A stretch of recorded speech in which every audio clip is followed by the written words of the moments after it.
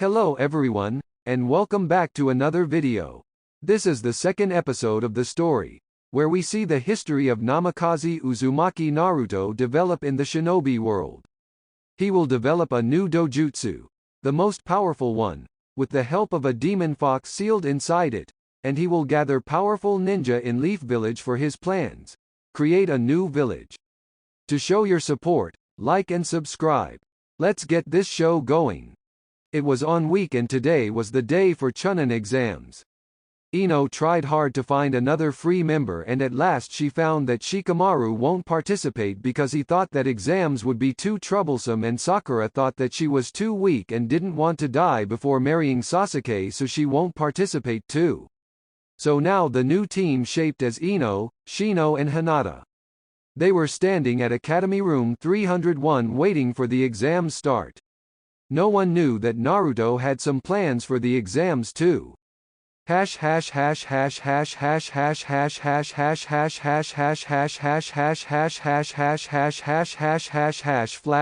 nojutsu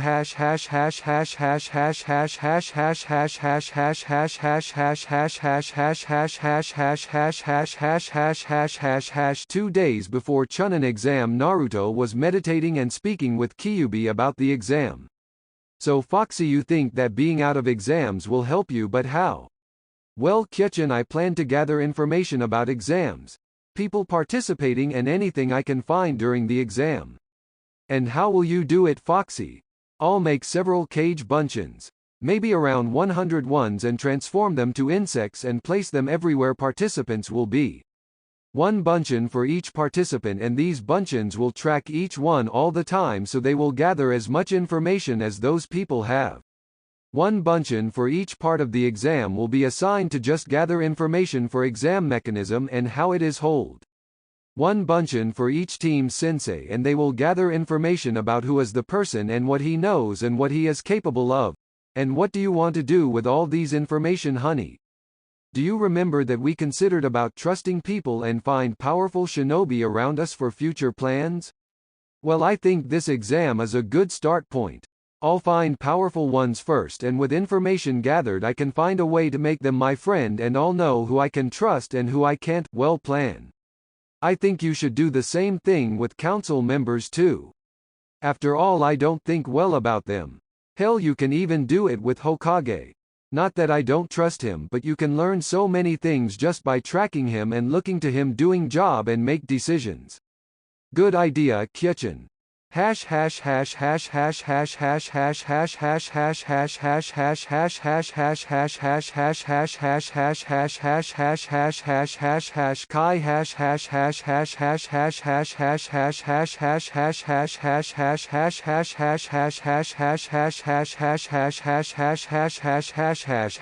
now there was so many bunchins in the room, all of them looking like different types of insects from ants to mosquitoes.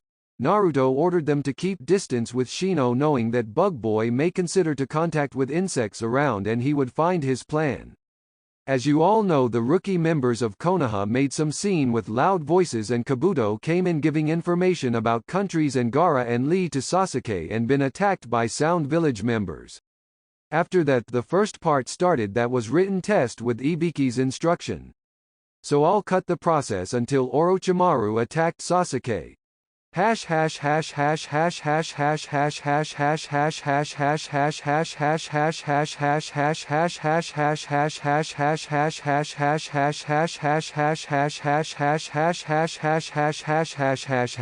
middle of attack, Orochimaru sensed a new chakra signature behind him.